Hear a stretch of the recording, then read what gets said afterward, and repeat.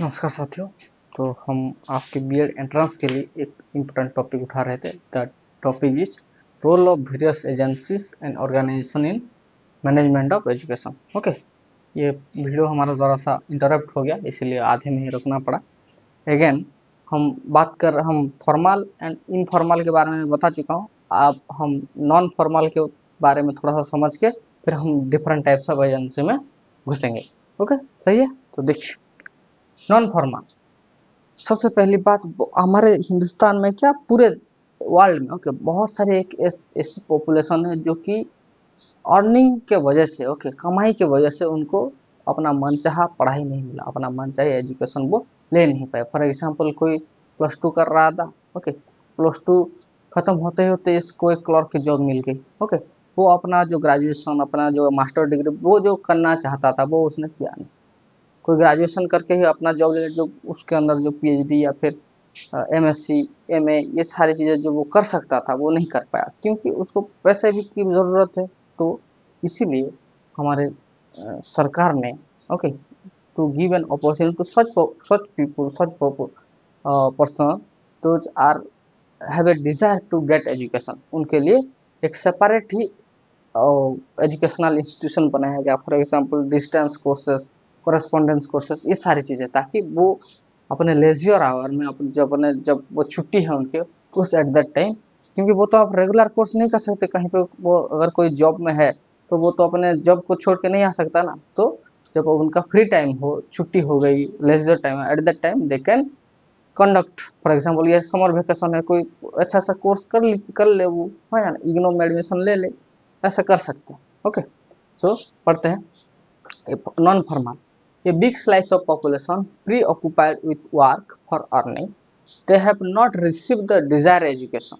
They have not received the desired education. So people should be provide opportunity for studying privately at the leisure. इसीलिए इसी की वजह से उनको एक मौका मिलना चाहिए ताकि वो अपने लेजर टाइम को यूटिलाइज कर सके और उस टाइम पे पढ़ाई पूरी कर सके। ओके, और वो किस तरीके से होगा? बहुत सारे कॉरेस्पोंडेंस कोर्सेस होते हैं। This is the example of non formal education. Correspondence courses मिलते हैं, समर कोर्स होता है, ओपन यूनिवर्सिटी में आप पढ़ सकते हैं, ओपन स्कूल में आप पढ़ सकते हैं, डिस्टेंस एजुकेशन आप ले सकते हैं, ये सारी चीज़ें। Okay, hope you understand, right it down, फिर हम आगे बात करते हैं। ओके, अगेन अच्छे से लिखिए इन सारी चीज़ों को, फिर हम देखेंगे क्या क्या होता है। हमारा जो डिफरेंट टाइप्स ऑफ एजेंसीज हैं, ओके, उन सारे एजेंसीज के बारे में हम बात करेंगे।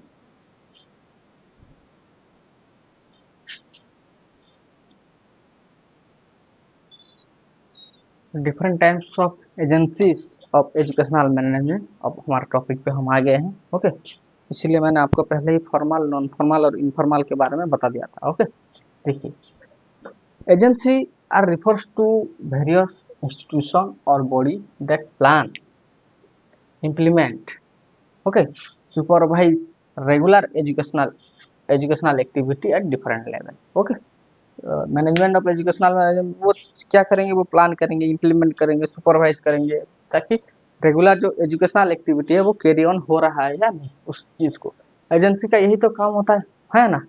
Formal agency, non formal agency and informal agency. Okay, formal, non formal और इनफॉर्मल का वही मतलब होता है जो हमने पहले वीडियो में पढ़ाया। ओके, सो एक एक करके हम एजेंसीज को अब डील करते रहेंगे। ओके, गवर्नमेंट एजेंसी किस में आएगा? Formal, non formal, informal. Formal में आएगा, ये आपको खुद देख लेना है। ओके, तो गवर्नमेंट एजेंसी या फॉर्मल एजेंसी आप फिर भी नोट कर लेना फिर भी। Okay, they are responsible for policy making, funding, पैसा, and curriculum design and regulation. ये सब कौन करता है?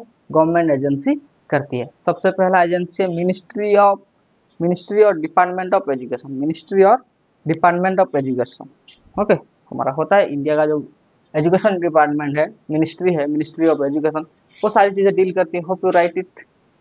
ओके, नंबर 1 तो पहला एजेंसी वही हो गई। और फॉर एग्जांपल देखेंगे तो ministry of education in India, London में देखेंगे तो US department of education. Okay, number 2 यही गवर्नमेंट एजेंसी में और क्या आता है? स्टेट और providence education board. State board होता है ना पढ़ाने के लिए, स्टेट और providence board, providence education board, हर एक स्टेट में अपना उसका अलग सरकार भी तो होता है, और वो खुद वो अपने स्टेट के हिसाब से एजुकेशन एजुकेशन एक कॉन्करेंट लिस्ट है, तो स्टेट और नेशनल और सेंटर दोनों रूल बनाती है, इसीलिए स्टेट का भी होता है rule. Okay, state and Providence education board, आपका जो 10th क्लास का एग्जाम होगा वो अपना स्टेट ही कंडक्ट कराती है। Okay, number 3 national curriculum, national curriculum, ये सारे सारे एजेंसीज हैं। Okay, national curriculum and accreditation body,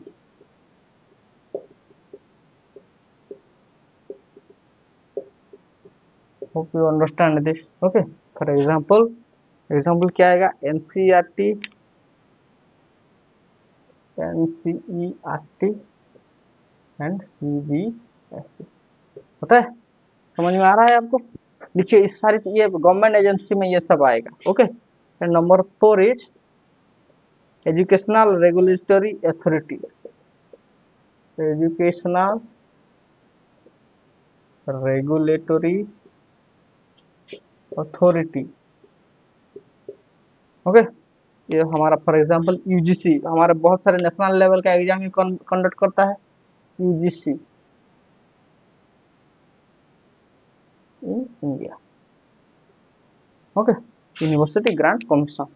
okay, और ये एनटीए को सब देख के अपना काम कराती है। Hope you understand, this is the government agencies. Okay, ministry और department of education, state providence of education board, national curriculum and accreditation body, educational regulatory authority. Okay, अगर आपको कोई फॉर्मल इंस्टीट्यूशन चुनना पड़ गया तो ये आप कर सकते हैं, है ना? ये गवर्नमेंट एजेंसी तो गया। Number 2, hope you write it. फिर हम आगे बात करते हैं और जो जो चीजें हैं। Okay, the next one is school management bodies. Number 2 is school management bodies. School भी तो एक गवर्नमेंट की एजेंसी है जहाँ पे कि formal, this is also formal education agency of education. Okay, there are these are institution or group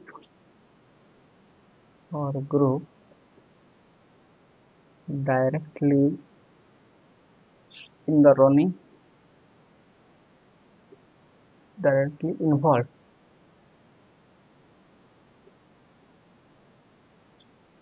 in running educational institution, in running educational institution, है ना?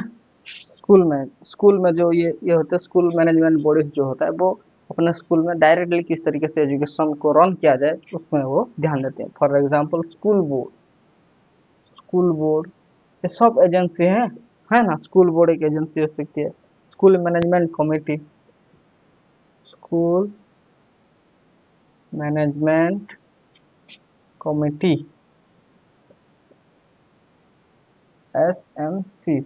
ओके, और क्या होता है, parent teacher association, parent teachers association, parents और teacher मिलके जो association create करते हैं for betterment of education in school, that's the PTAs।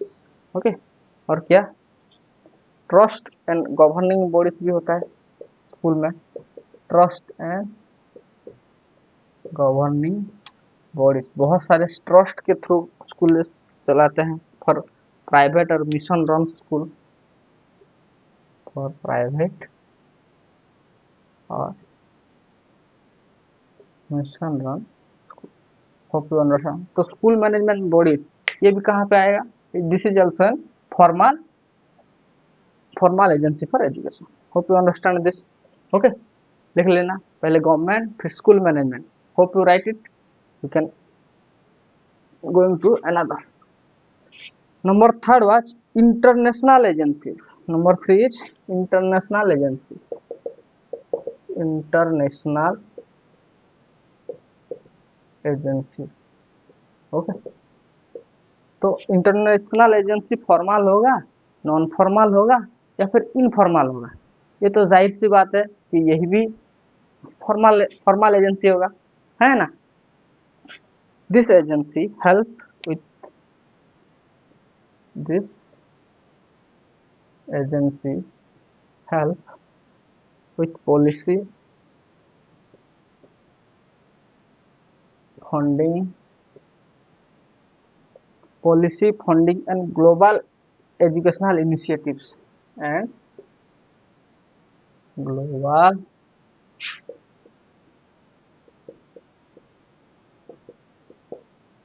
ताकि पूरे विश्व में शिक्षा का प्रचार प्रसार हो सके। ओके, पूरी हर दुनिया में एजुकेशन डेवलप हो। ओके, हर देश में लिटरेसी डेवलप हो। ये हमारे वर्ल्ड का भी तो internationally it is concern. Okay, तो इंटरनेशनल एजेंसी क्या करती है, वो पॉलिसी फंडिंग करती है ताकि एजुकेशन जो है ग्लोबली सर्कुलेट हो सके। तो इसके एजेंसी में कौन कौन आते हैं? आपने नाम सुना होगा, UNESCO, UNESCO, next UNIFIC, UNIFIC, UNIFIC, sorry, UNICEF,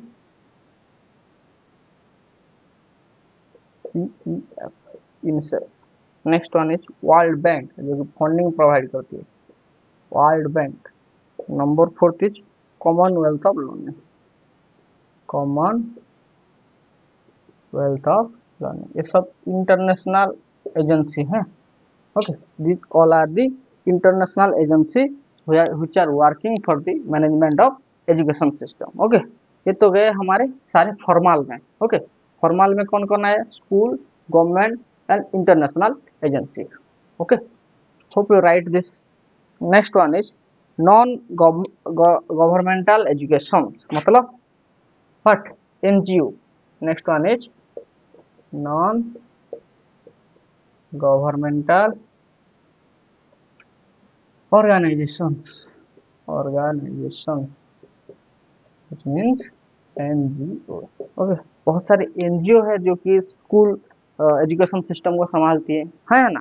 तो क्या ये फॉर्मल होगा? नहीं, this is non formal. Okay, NGO places a major role, a major role in non formal and inclusive education, non formal and inclusive education, inclusive education, non formal and education, inclusive education. Okay, बहुत सारी NGO है हमारे हिंदुस्तान में, बहुत बाहर देश में, जहाँ की वो एजुकेशन को मैनेज करती है। Okay, management of education and this programme. हमारे इंडिया में एक है प्रथम, नाम सुना है आपने इसका? इंडिया में प्रथम, ये एक एनजीओ है जो कि हमारे इंडिया में बच्चों को पढ़ाती है। Okay, room to read, room to read, ये इसका एग्जाम्पल है। Next one is save the children, save the children. बहुत ही बड़े बड़े एनजीओ की बारे में बात कर रहा हूँ मैं। Okay, teach for all, okay, teach for all, hope you understand. So non government और NGO it's an what? Non formal agency. ये आपको याद रखना है। NGO are coming under formal agency, non formal agency और informal agency. The answer is non formal. Okay, hope you understand this. Formal गया, non formal गया, और एक है इनफॉर्मल एजेंसी। इनफॉर्मल एजेंसी में सबसे पहले आएंगे community and religious institution, community and religious institution. Heading दीजिए अच्छे से, कम्युनिटी एंड रिलीजियस इंस्टीट्यूशन। बहुत सारे ऐसे इंस्टीट्यूशन है जहाँ के हमको धर्म के बारे में सिखाया जाता है, उनके कम्युनिटी के जो इम्पोर्टेंस उसके बारे में सिखाया जाता है। और ये हमारे किस में आएगा? इनफॉर्मल एजुकेशन, इनफॉर्मल एजेंसी में आएगा। ओके, देख लीजिए, this act as informal agency, informal agency, agency and often contribute contribute to value based cultural education. Okay, cultural education most probably ध्यान देते हैं अपने कल्चर के बारे में. ओके, अपने कल्चर, अपने रिलीजन के बारे में जो अच्छी सी चीजें हैं वहां पे वो बताए जाते हैं. फॉर एग्जाम्पल कहाँ पे होगा? चर्च में होता है, चर्च में होता है, मॉस्को में होता है ना, मॉस्को में होता है, टेम्पल्स में होता है, मंदिर में पढ़ाया जाता है बच्चों को. This are religious education. कहाँ इसमें क्या जाता है? रिलीजियस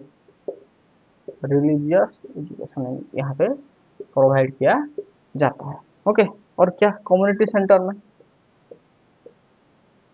कम्युनिटी सेंटर में भी प्रोवाइड किया जाता है. क्या किया जाता है? Community centre, cultural organisation, cultural organisation. Okay, and this community or religious agency are coming under informal agency of education. Hope you write it. Okay, ये इम्पोर्टेंट पॉइंट है, सिर्फ ज्यादा कुछ डिफिकल्ट है नहीं समझने के लिए. Okay, community and religious institution. Hope you clear this. Okay, and this is coming under the informal agency of education which can conduct and management of education. Next, number 6 is private sector agency. Private sector agency. Okay, private sector agency के बारे में तो पता ही चल रहा है. Private sector agency, private educational institution, private educational institution and companies